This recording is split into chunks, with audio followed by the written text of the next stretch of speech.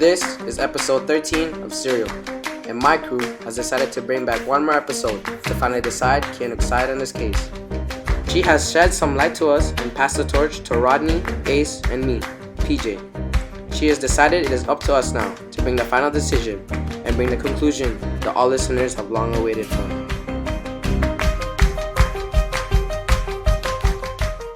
This is a global telling prepaid call from Adnan Syed. an inmate at Maryland Correctional Facility. This call is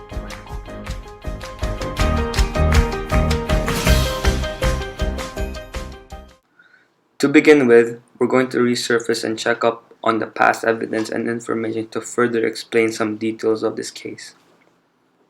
So what we know, Adnan Syed was convicted of murder by manual strangulation. NJ's testimony was corroborated by the cell phone record. But it was stated in an interview with Kevin Urich that separately, the phone call logs and Jay's testimony don't prove to be enough to convict Adnan of the crime. The information separately doesn't prove to be legit. The Nisha call also can be proven to be just a butt dial since there was a charge ring after a certain amount of time. Nisha also testified that she remembers Adnan and Jay calling, but the thing is, she remembers that they were at Jay's job. To recall, Jay didn't have that job until the end of the month.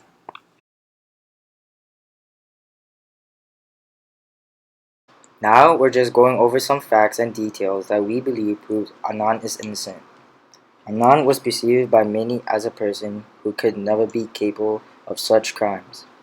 He had everything going for him with regards to a scholarship and being accepted to college. The motive that was used against Adnan also doesn't really add up.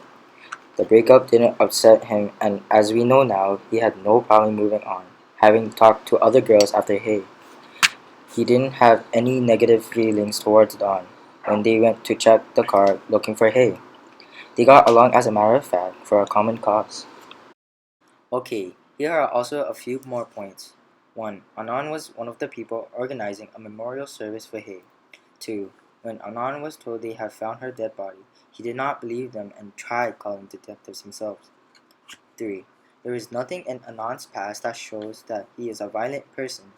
He said that Adnan was a sociopath, but he had so many great friends, which sociopaths usually don't have. Here are some characteristics of a sociopath.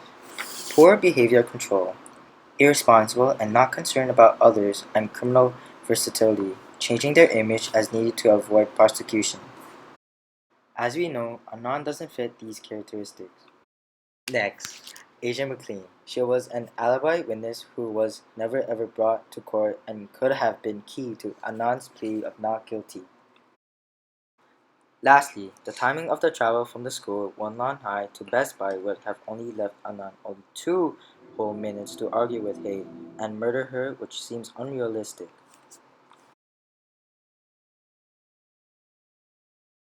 Now I am going to reveal some shocking information, and it has something to do with lividity. Lividity is a useful reaction used to determine the position of the body at the time of the death and whether the body was moved within the first few hours. Okay, Hayes' lividity showed that when she died, she was on her chest, but it was stated that she was pressed up in the trunk. So there could have been no way she would have been flat on her chest in the trunk. As we know, Hay was buried in her side. This also discredits the timelines since it shows that she must have been laying down on her chest for an extended period of time before she was buried. This means that she couldn't have been pressed up in a car and buried in her side and have the lividity on her chest. It just doesn't make sense.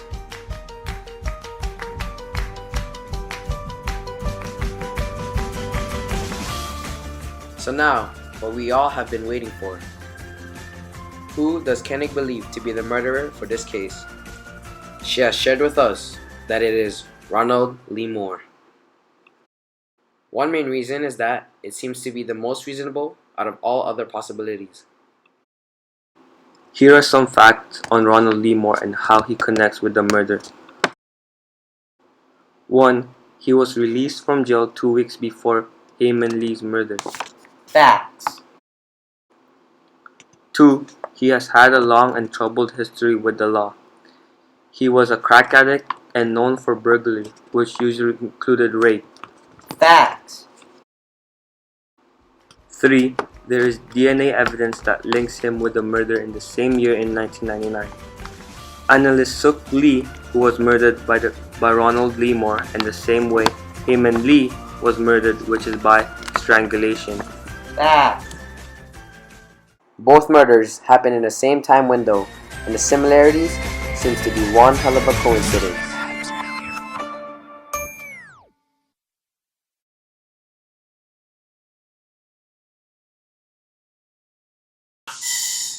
Hey guys, Emo Rodney here.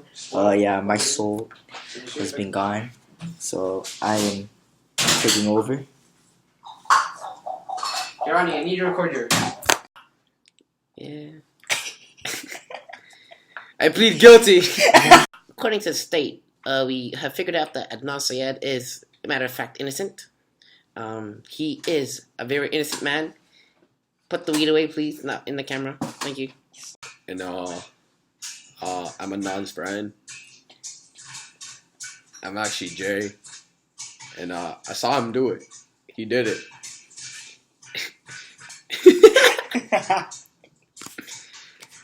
He's not innocent. I'm telling you, he did it. I didn't do anything. According to the state's facts, I know that Adnan Syed is innocent. Matter of fact, he has done nothing wrong.